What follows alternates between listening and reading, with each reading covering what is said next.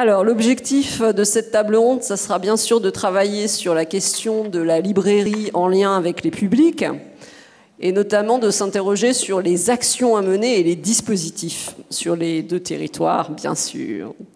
Alors, rapidement, je vous présente nos charmantes participantes. Tout d'abord, Colette Gravier, qui est conseillère livre et lecture à la DRAC Grand Est, qui a été également conservatrice des bibliothèques, qui a précédemment travaillé à la Bibliothèque nationale de France, au ministère de la Culture, en bibliothèque universitaire, et également dans une visée un petit peu plus internationale, en Institut français à l'étranger. Voilà, pour faire très brièvement, Colette. Nous recevons également Anne-Marie Carlier, qui se dit, je la cite, « ouvrière du livre depuis 30 ans », tout un programme, Anne-Marie, qui a été libraire à Vienne, à Besançon, à Niort, avant de tomber sous le charme de Metz et d'y installer en 2015 sa propre librairie indépendante autour du monde, initiant de très nombreuses rencontres publiques auteurs, avec une programmation particulièrement dynamique dont elle va nous parler. Ensuite, j'ai le plaisir d'accueillir deux représentants de la même maison, donc la librairie Einstein à Luxembourg, Olivier Schillen, j'espère que je prononce bien, et Raphaël Genet.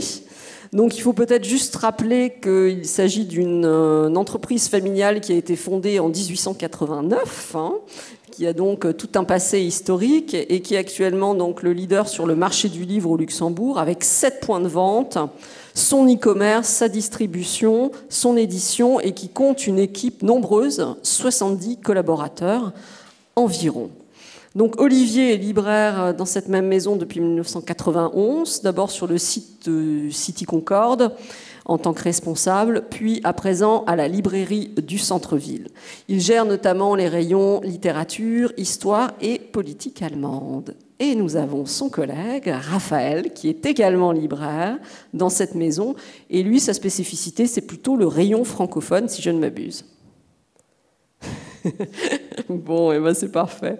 Donc on va commencer effectivement par quelques questions, comme on le disait, de manière plus générale, en sachant qu'évidemment la librairie apparaît comme un acteur important du champ culturel, alors à la fois en tant que commerce, en tant qu'espace culturel de proximité, et aussi en tant que lieu d'expérience et de rencontre autour du livre. Donc on a une sorte de triptyque. Et comme je crois un de nos intervenants l'a déjà rappelé tout à l'heure, on peut dire qu'en Europe, ce lieu de diffusion doit actuellement faire face à plusieurs défis. Alors le premier peut être un défi économique, avec un taux de rentabilité particulièrement faible. Nous en avons déjà parlé avec Anne-Marie. À titre d'exemple, en France, c'est 0,3% de rentabilité, donc ce qui ne fait pas forcément rêver d'emblée, on peut le dire. Un défi numérique qui a été abordé ce matin, et je pense que d'ailleurs ça nécessiterait que nous puissions creuser aussi cette thématique, pourquoi pas pour les deuxièmes journées qui seront organisées l'année prochaine en Lorraine. Avec notamment effectivement le développement, je crois que notre intervenant du matin, sur les sites de vente en ligne en a également parlé. Et enfin, je dirais un défi sociologique avec l'évolution des pratiques des lecteurs, comme a pu le pointer par exemple Olivier Donat dans son étude sur les pratiques culturelles des Français. Alors j'aimerais juste citer, avant de passer aux questions, une dernière enquête qui est particulièrement pertinente, qui est celle d'Hervé Renard, sur les pratiques et opinions des emprunteurs et acheteurs de livres, alors qui date un petit peu maintenant, c'est vrai, puisqu'elle date de 1993, mais qui a montré de manière très pertinente pourquoi les librairies finalement ne disparaissent pas. Et parce qu'avant tout, c'est un lieu agréable, on cite en tout cas l'étude qui a été menée, un lieu de convivialité et de rupture avec le monde extérieur. Donc on va essayer d'évaluer ça ensemble. En tout cas, il est clair que pour certains, l'impératif d'équilibre économique, qui est le lieu de tous les libraires, a été en tout cas l'occasion de développer une forte réactivité au public. Et que par rapport à ça, il y a des choses tout à fait innovantes qui sont en train d'être mises en place parce qu'il y a un besoin de créer peut-être du lien d'une autre façon. Et on y va de suite.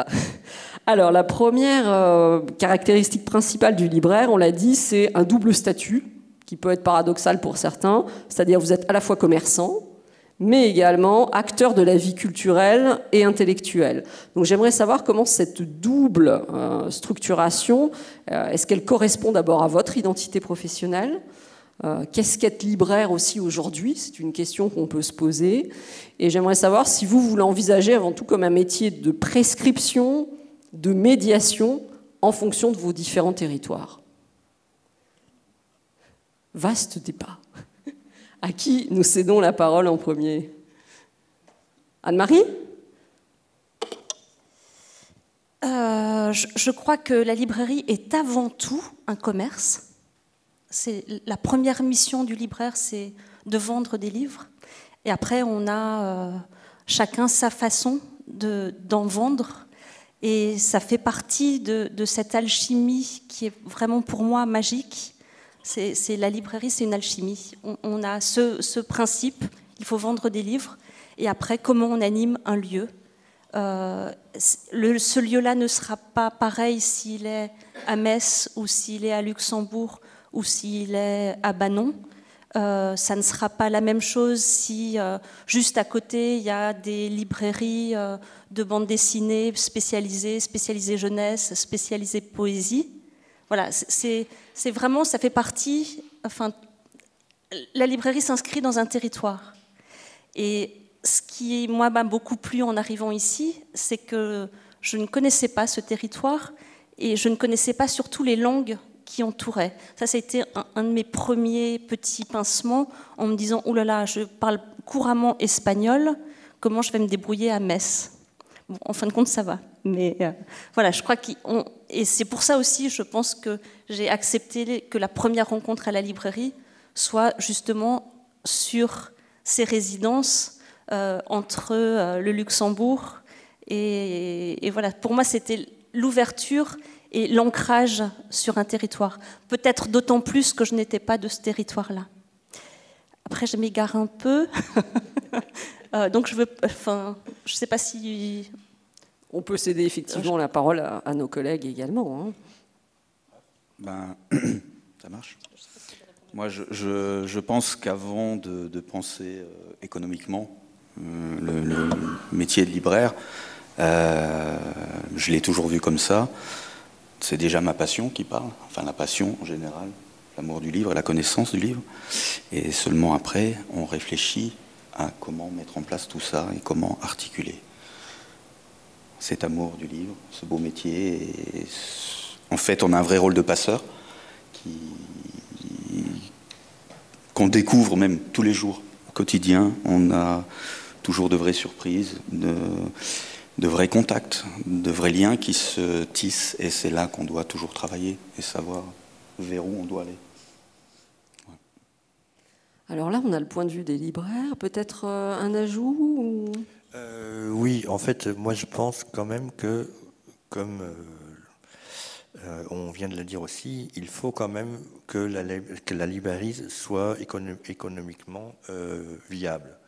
Donc moi je suis libraire de passion depuis presque 30 ans maintenant, mais je suis tout à fait conscient qu'il faut que la librairie puisse vivre économiquement et ma passion intervient dans ce cadre-là.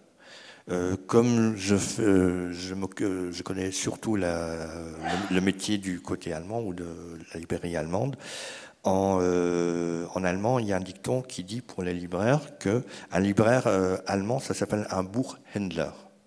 Donc le mot Buch, il a 4 lettres, et le mot Händler, le commerçant, il a 6 lettres. Et je pense que ce n'est pas tout à fait idiot.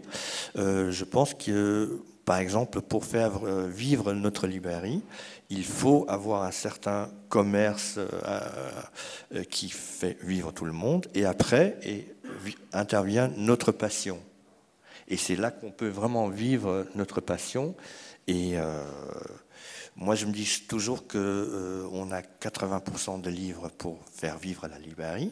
Et puis, il y a mes 20%, mettons, de coups de cœur que moi je défends tous les jours, où je suis heureux quand j'ai un dialogue avec un client et que le client sort heureux. Donc les deux sont vont tout à fait ensemble et ils sont nécessaires tous les deux. J'arrête. Ah, un ajout. Mais pour moi, c'est un peu la même chose. C'est-à-dire qu'on vend avec notre passion et avec le conseil. Je crois que voilà. Alors, justement, par rapport à votre posture professionnelle, qu'en dit le ministère de la Culture? C'est-à-dire, quelle est l'identité professionnelle du libraire en termes d'enjeux, d'objectifs, de ce point de vue-là? Ben, je ne vais pas être très originale, je vais redire ce que mes collègues amis à côté de moi à la table ronde ont déjà dit. D'un point de vue plus institutionnel, le libraire est un des maillons de la chaîne du livre. Et du point de vue de la chaîne du livre, eh bien, il fait sens au même titre que les autres acteurs, que l'auteur et que l'éditeur.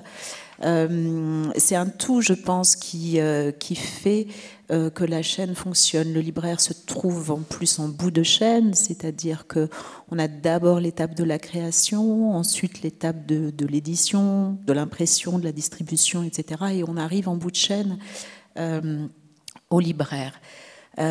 C'est donc bien sûr un commerce culturel, mais effectivement c'est un commerce en ce sens où les différents dispositifs ou les aides qui relèvent du ministère de la Culture, la conception qu'on peut avoir au ministère de la Culture, de la librairie, prend cette dimension-là aussi en compte. Le ministère, à travers son département de l'économie du livre, pense aussi régulation, pense aussi éléments juridiques, voilà. Et donc c'est aussi en ce sens-là que la librairie est un commerce. C'est aussi un commerce puisque ça fait partie des choses qui sont prises en compte quand on pense à l'équité territoriale au niveau des services de l'État. Et quand on pense aussi à la répartition des commerces de proximité dans les différents bourgs, et on a souvent à cœur de voir ou d'essayer de faire en sorte que ce genre de commerce puisse aussi s'établir, y compris dans des plus petites villes, des plus petites communes, parce que ça fait vraiment partie des éléments assez déterminants, à la fois en termes d'accès à l'offre culturelle et d'accès tout simplement à l'offre culturelle, et là en plus particulièrement au livre et à la lecture. Donc on en revient à la question du livre, de la lecture et évidemment des publics. Donc question suivante que j'aimerais poser à mes différents participants, c'est de quelle manière facilitez-vous la rencontre entre le livre et le lecteur, et quelles seraient les stratégies que vous mettez chacun en place, en sachant que vous avez des structures différentes, sur des territoires différents, avec des publics différents. Hein. Le public multilingue de Luxembourg, par exemple, est un point qu'on ne va pas rencontrer forcément de l'autre côté de la frontière. Donc, comment on crée ce lien que vous êtes en train de développer ici ?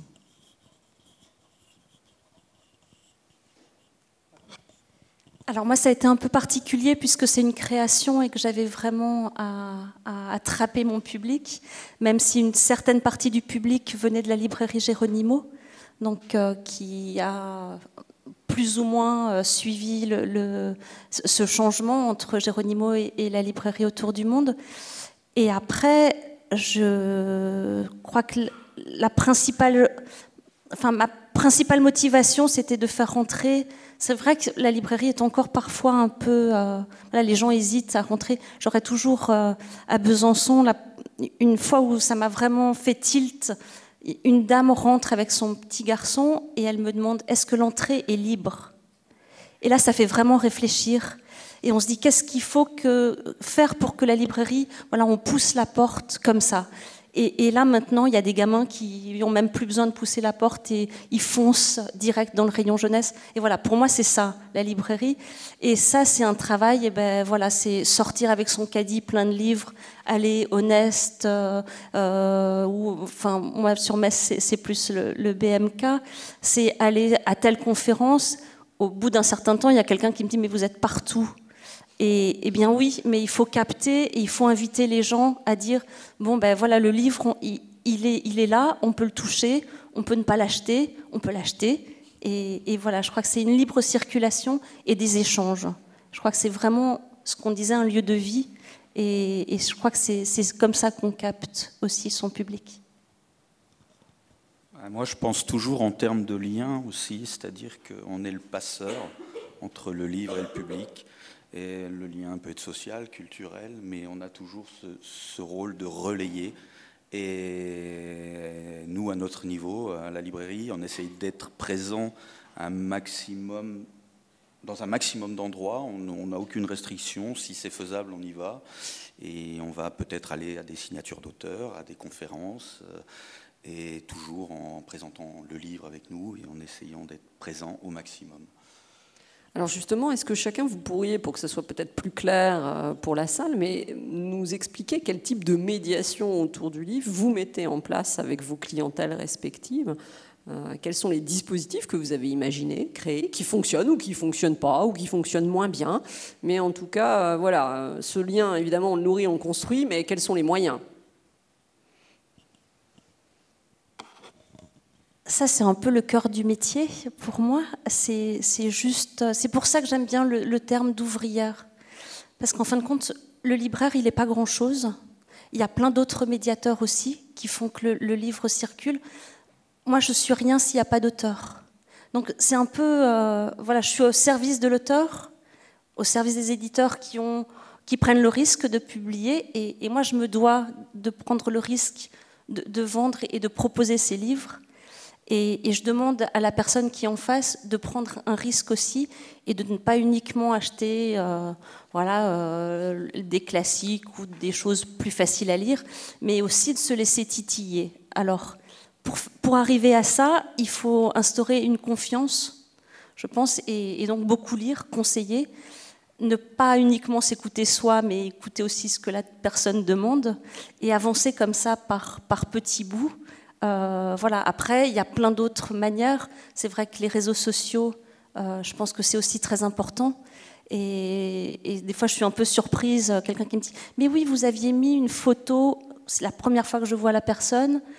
C'est une photo d'un livre qui remonte à presque l'ouverture. Bon, voilà, je pense qu'il y a plein de moyens de captiver et de prendre des envies et créer l'envie, peut-être. Et aussi, comme tu le disais, cette capacité à sortir de son lieu aussi, pour toi en tout cas, puisque on se plaint qu'on te voit partout.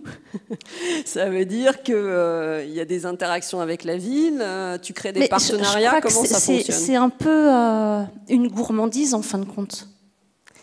Et peut-être un peu ma manière d'être un peu monomaniaque, à savoir que je vais voir un spectacle de danse et je me dis « Ah, mais ce bouquin-là », voilà, partout, il y a moyen d'avoir un livre. Et c'est ça, c'est le livre, il faut qu'il bouge, il faut qu'il suive. Et il faut le proposer. Et il faut créer cette envie et cette curiosité. Messieurs, quel type d'activité peut-on retrouver? Qu'est-ce que vous aimez pratiquer? Et quel retour des publics aussi? Parce pour certains, on a peut-être l'impression qu'on retrouve toujours les mêmes formes. Encore une rencontre avec un auteur face à face ou encore tel type de forme. Donc, est-ce qu'il y aurait des choses à créer, à inventer? Est-ce que vous avez pu pratiquer des tests sur d'autres formes existantes? Mais en fait, moi, je pense que les moyens... importe peut-être moins. Ce qui est important, c'est que nous transmettions notre passion du livre, vraiment directement et tous les jours. Et moi je pense que tous les trois, nous sommes libraires 24 heures Ça me passe, pour moi, c'est exactement pareil. Je vois un reportage, je vois un spectacle, je pense tout de suite en rapport avec des livres que je pourrais commander pour le magasin. Et je pense que c'est ce contact direct avec les clients et la transmission de la passion qui fait, par exemple, aussi la différence avec, je ne sais pas, Amazon. Imaginez qu'il n'y a plus que Amazon, qu'il y ait les 20 meilleures ventes et que ça s'arrête là. Donc en fait, c'est nous qui transmettons au public, aux gens, qu'il existe autre chose que les meilleures ventes. Et ça, nous le faisons tous les jours. Nous allons dans les festivals. Nous avons eu le festival d'immigration le week-end passé. Nous avons beaucoup de sorties en permanence. Donc le contact se fait à l'extérieur et à l'intérieur. Mais ce qui est important, et pour que nous survivions, c'est qu'il y a vraiment un dialogue permanent avec les clients et que les gens voient briller nos yeux et qu'on voit aussi, il n'y a rien de plus beau qu'un client qui vient vous dire écoutez, la semaine passée j'ai acheté ce livre, vous me l'avez recommandé, il est génial. C'est ça qui fait la beauté du métier et c'est avec ça qu'on fait vivre le métier aussi. Je vais parler au quotidien dans la librairie, par exemple. Il y a des choses très simples qu'on sait tous faire. Le petit coup de cœur, le petit bandeau qui présente un livre, la mise en évidence, le mettre à côté de la caisse, ou parce qu'on l'a vraiment aimé, on veut le défendre. Mais il y a surtout la discussion qui se fait entre le client en direct et nous. Et cette discussion, elle ne s'arrête pas après le conseil. Elle se prolonge, on essaye de la faire se prolonger dans le temps. Et souvent, moi, je sais qu'avec un client, quand je lui recommande un livre, j'aime bien lui faire savoir que même si lui ne l'apprécie pas, je suis totalement partant pour avoir un retour, qu'on puisse à nouveau continuer à échanger et à partager autour de tout ça. Et là, moi, je suis en train de réfléchir à quelque chose parce que les réseaux sociaux et la librairie, c'est quelque chose qui, nous, chez Ernster, on connaît quand même depuis un petit moment, mais c'est quelque chose que, personnellement, je ne maîtrise pas encore très bien. Et cette petite idée de monter comme un espèce de blog où chaque libraire va pouvoir parler de ce qu'il aime et vraiment librement de pouvoir mélanger tout ce qu'il aime et qu'on puisse l'identifier, ça me paraît une belle idée. Après, voir comment le faire, j'y travaille encore. Oui, sur le modèle de ce que font déjà certaines bibliothèques, on peut avoir comme ça des coups de cœur qui sont partagés et qui peuvent être relayés de manière interactive avec des lecteurs du réseau qui pourraient déposer des choses. C'est effectivement un dispositif existant. Donc si j'ai bien compris, je vais reprendre une citation de votre PDG qui dit que justement la force des libraires physiques par opposition aux sites de vente en ligne, c'est justement ça. Et lui, il parle, je le cite, d'une communauté reliée par le goût du livre, ce besoin de contact, de rencontre et de lien. Donc vous partagez pleinement cette affirmation. Tout à fait. Alors justement, on est en train de le voir, on essaie de penser aussi comment, sur le territoire, on peut circuler. Je reviens à Colette, et notamment, on l'évoquait aussi face à l'échec de la démocratisation culturelle. Est-ce qu'il ne serait pas nécessaire de favoriser, comme nos participants le proposent, en fait, des stratégies hors les murs, visant à déplacer le livre dans la cité et peut-être à aller au-delà de certains publics, ou en tout cas, on l'a vu comme Anne-Marie, d'essayer de les traîner par la porte, si ça peut fonctionner. Je reviendrai un tout petit peu en arrière pour commencer, parce que je pense qu'il faut rendre à César ce qui est à César. Et pour le coup, je crois que ce sont plus les bibliothécaires qui se sont inspirés des libraires en faisant des coups de cœur que les libraires qui se sont inspirés des bibliothécaires. Oui, non, c'était pas qui avait repris le modèle de l'autre. C'était plutôt pour dire que c'est une pratique qui est maintenant existante dans différentes institutions. C'est tout. Tout à fait. Et j'ajouterais, mais peut-être une petite touche très personnelle, un point de vue très personnel, peut-être en tant que cliente ou usagère de manière générale. Je crois, c'est un petit peu ce que vous avez d'ailleurs évoqué, je pense tous trois en filigrane. Je crois aussi assez, puisque vous évoquez aussi le fait d'être commerçant, je crois assez à à la rencontre du libraire et de son public ou de ses clients, à travers toute la personnalité qu'il met dans sa librairie, à avoir un peu une librairie qui lui... Alors pas forcément qui lui ressemble toujours dans les contenus, mais qui lui ressemble dans l'ambiance en tout cas.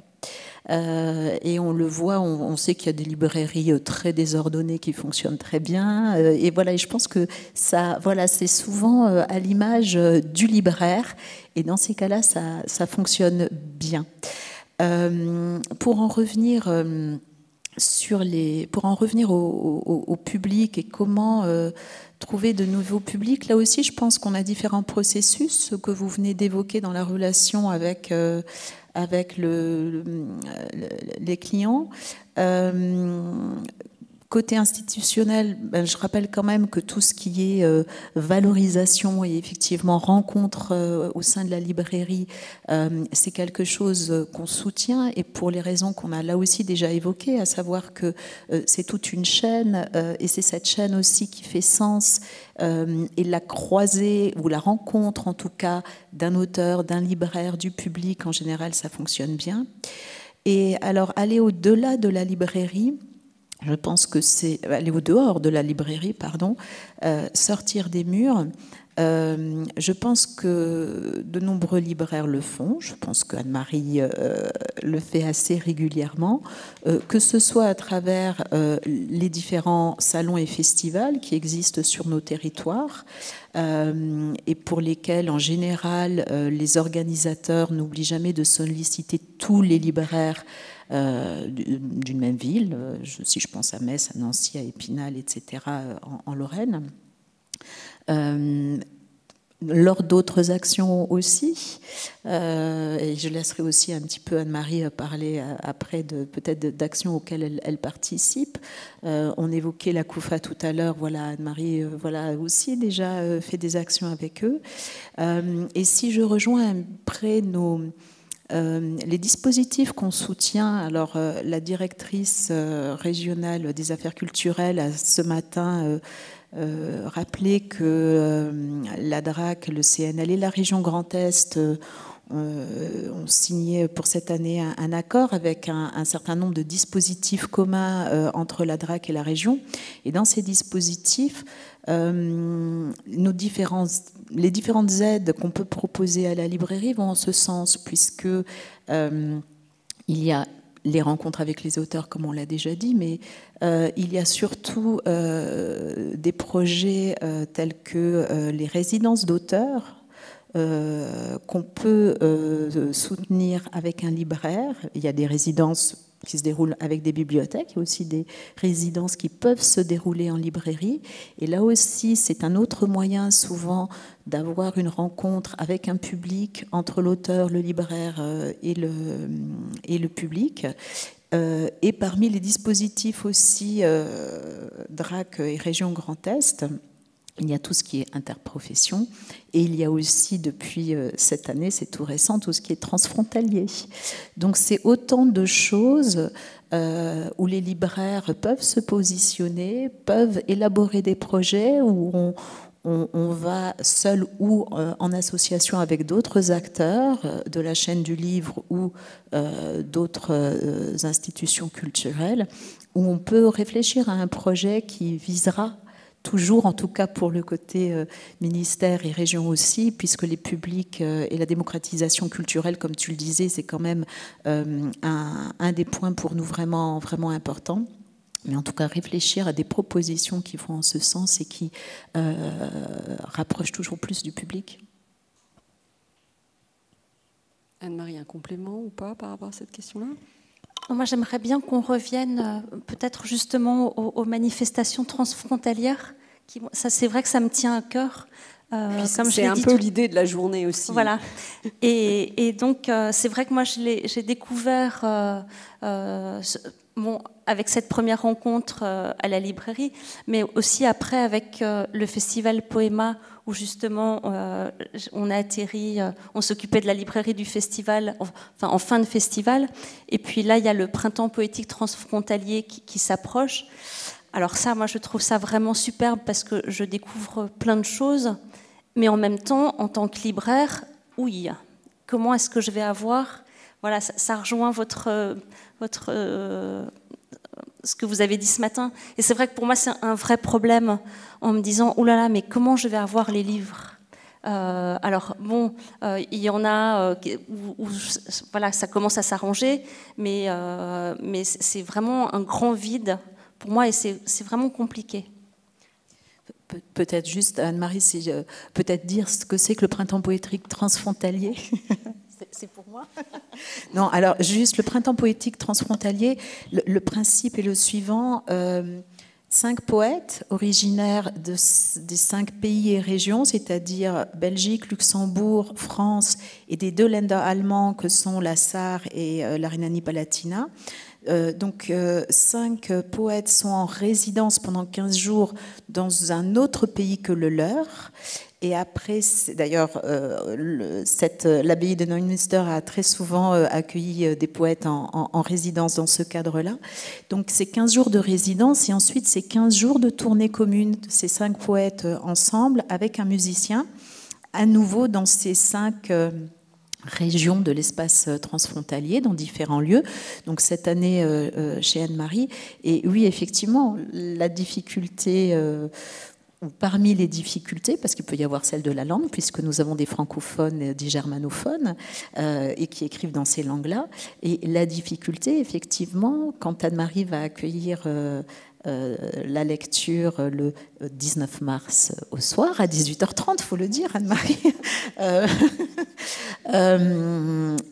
Voilà, elle n'aura sans doute pas de difficulté à se procurer les livres édités en France, voilà, pour un auteur français. Quand il s'agira d'avoir des livres des auteurs luxembourgeois, belges et allemands, ça va être un petit peu plus compliqué. Alors c'est vrai que pour la Belgique, il y a le centre Wallonie-Bruxelles à Paris, bon, avec qui voilà, j'arrive à avoir. Donc c'est vrai que ça serait, enfin, et c'est non seulement avoir les livres, mais aussi avoir l'information que tel livre et tel auteur existe.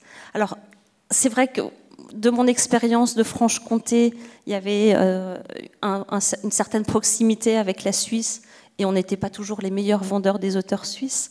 Bon, après, c'est bien que ce soit sur vraiment un territoire et une langue, mais voilà, c'est vrai que j'aimerais beaucoup, c'est un appel, j'aimerais beaucoup que les éditeurs luxembourgeois soient plus présents et ça serait vraiment génial.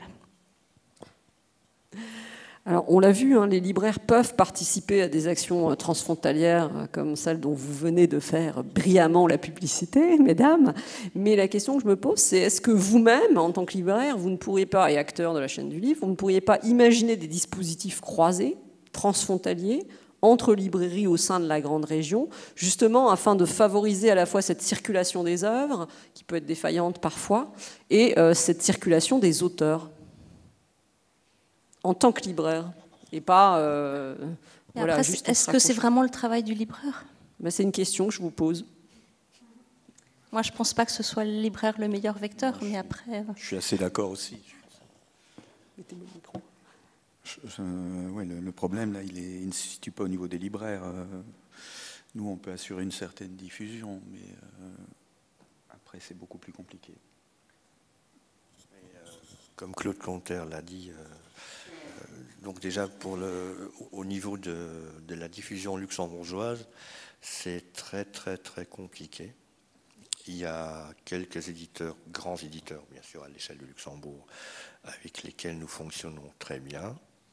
Il y a d'autres plus petits éditeurs qui, parfois, disons, ça arrive que nous devons presque courir après certains éditeurs pour avoir leurs livres. Donc il y a quand même une certaine difficulté. Donc même dans notre tout petit pays, il y a un problème de communication entre les libraires et les éditeurs. Maintenant, nous avons aussi beaucoup d'éditeurs à propre compte qui nous contactent nous pour laisser leurs livres en dépôt. Et c'est vrai qu'il n'y a pas de structure qui regroupe les éditeurs luxembourgeois sur lesquels nous pourrions revenir pour avoir un point central. Et c'est vrai que c'est un manque. Et une difficulté qui nous rajoute du travail dans notre travail quotidien de libraire. pour la récupération des ouvrages, voilà. Et pour l'approvisionnement. Et pour la formation tout court. Pour la formation Mais ça veut dire qu'il n'y a pas de distributeur ni de diffuseur, que c'est chaque éditeur? Non. C'est chaque éditeur qui fait sa diffusion. Donc, en plus qu'il y a beaucoup d'auto-édition, ça ne facilite pas la chose. Voilà. Oui, alors on le voit, difficulté de diffusion, mais aussi on pourrait s'interroger sur la diversité de vos publics. Comment on gère ça aussi quand on est libraire, avec la spécificité luxembourgeoise et du multilinguisme. Oui. C'est-à-dire que bon, nous avons plusieurs systèmes qui sont diamétralement opposés. Nous avons le système allemand qui fonctionne complètement, qui fonctionne tout à fait autrement que le système français, sachant que pour les livres français, nous sommes obligés selon les contrats ancestraux, je ne sais pas d'où ils viennent, pour certains éditeurs donc, qui ont des contrats avec les diffuseurs belges, nous sommes obligés de passer par la Belgique. Donc, il y a un détour qui se fait par la TVA belge qui se rajoute pour avoir des livres. Et donc, nous sommes obligés, nous n'avons pas le choix du diffuseur. Donc, pour certains éditeurs français, nous passons par la Belgique, avec une hausse des prix obligatoire que cela implique, qu'il est parfois difficile à expliquer aux clients.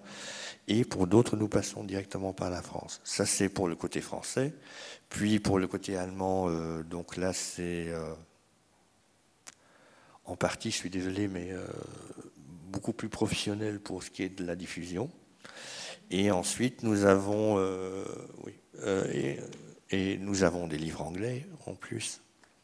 Et les luxembourgeois. Donc ça fait quand même pas mal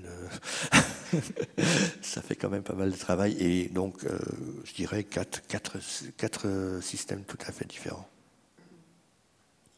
Je voulais même dire qu'à une époque, on essayait aussi de proposer des livres italiens, espagnols et portugais. Et là, on a complètement arrêté parce que c'était totalement ingérable. Donc on se concentre effectivement sur les langues françaises, allemandes, anglaises et luxembourgeoises, mais c'est déjà beaucoup, beaucoup de travail. Et des fois, la passion ne suffit plus. Certes, il est vrai qu'à un moment donné, ça peut devenir compliqué.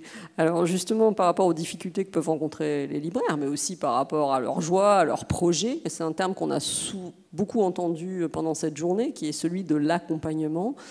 Comment le ministère accompagne au quotidien, j'interroge une conseillère du livre et de la lecture, sur ce secteur professionnel particulier. Alors, la question porte sur le conseil ou porte sur l'accompagnement financier ? C'est-à-dire, semble-t-il, ce qui était vraiment intéressant, c'était de se dire, la filière du livre, ça nécessite un accompagnement. C'est pas juste un coup de mesure ministériel, et puis on espère que tout ira bien, ou une augmentation des budgets, comme on peut le voir en fonction de certains ministères. Là, c'est de se dire, au quotidien, comment le ministère, justement, accompagne ce secteur d'activité.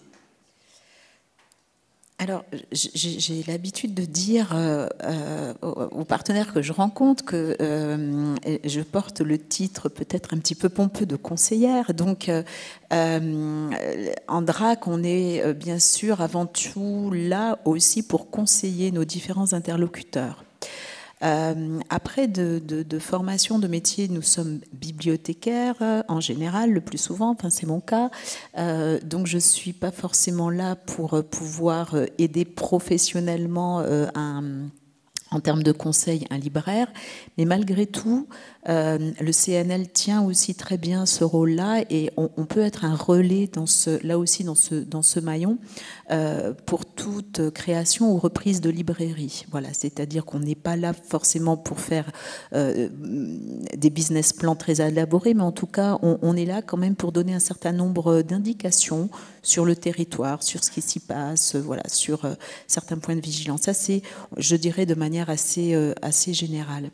De manière plus particulière, donc avec le CNL et dans la continuité du CNL, l'accompagnement des librairies se fait à plusieurs niveaux.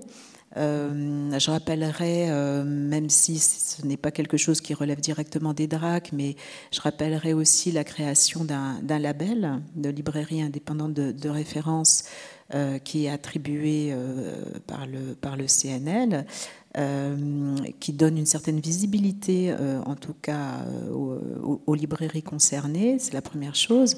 Et d'un point de vue plus financier, il y a bien sûr l'accompagnement à tout ce qui est création, aménagement, informatisation des librairies, au-delà des dispositifs bien sûr que j'ai déjà évoqués tout à l'heure et qui relèvent plus d'appel à projet. Voilà. Mais un libraire ou quelqu'un qui aurait un projet de librairie ou qui aurait un besoin de revoir l'aménagement de sa librairie ou de restructurer un petit peu du point de vue encore une fois matériel ou informatique sa librairie. Voilà, le ministère a des moyens d'accompagner financièrement, sous forme d'aide, ces commerces. C'était ça la question ? Oui, et puis humainement aussi, parce que tu as cité tout à l'heure un exemple qui est tout à fait intéressant, donc dans une librairie à Metz qui s'appelle le Carré des Bulles, qui reçoit un auteur en résidence. Effectivement, l'accueil d'un auteur en résidence, c'est pas le cœur du métier du libraire, très clairement. Hein. Donc là aussi, ce qui est intéressant, c'est peut-être la relation et la coopération entre l'État, la structure, pour mener à bien un projet qui va servir à toute la communauté.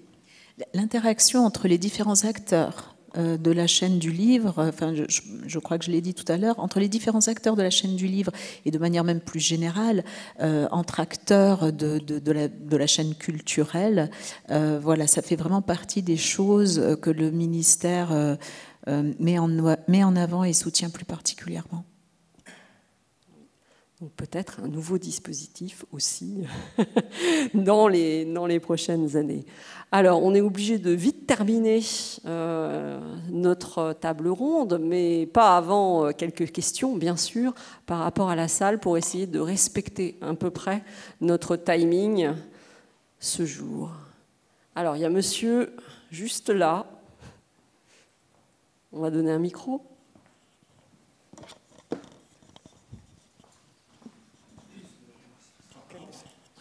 Mais oui, c'est bien. Oui, c'est encore moi, donc je ne me présente plus. Mais, oui, alors en fait, c'est par rapport à ce qui vient d'être dit, mais c'est plutôt pour confirmer positivement une idée et qui est le thème un peu de l'atelier, librairie et public.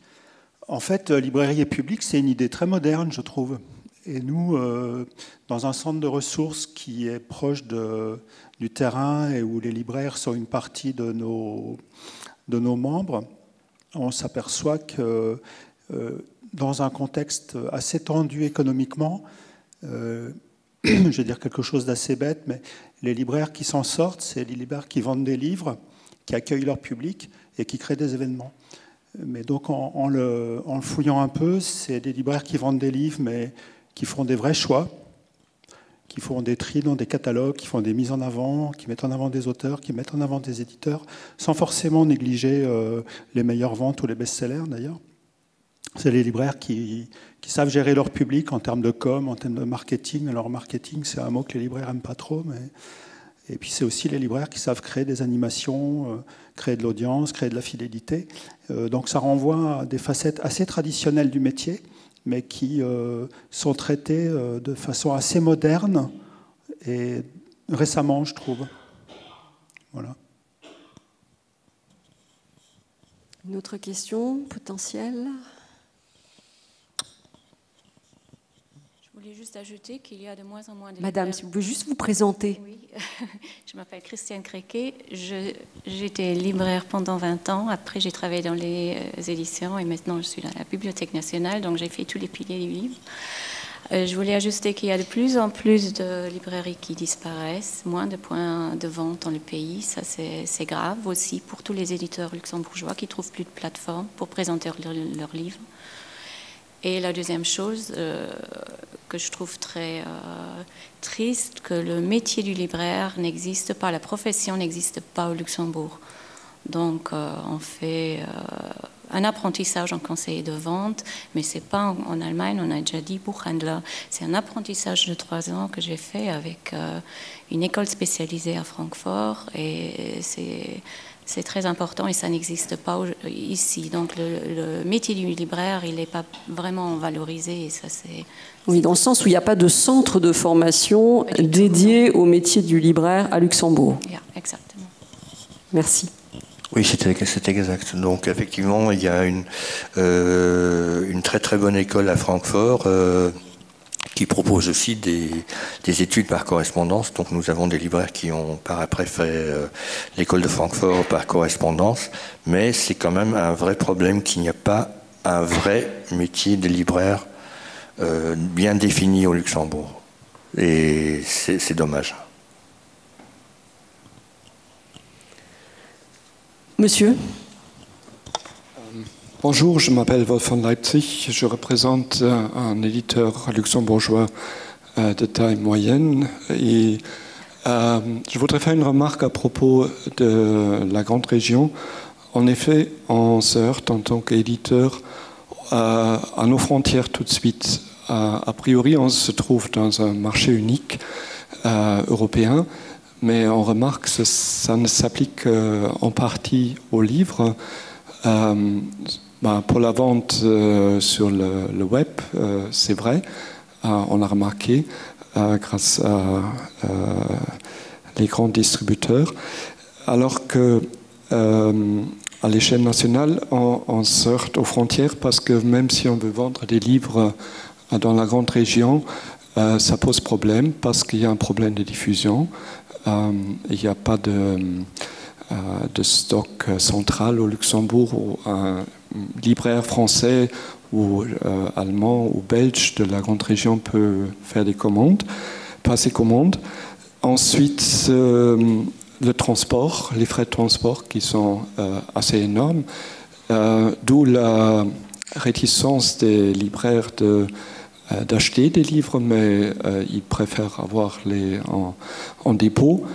Alors s'il y a des invendus, il faut les rapatrier en quelque sorte, c'est-à-dire il n'en reste pas grand-chose.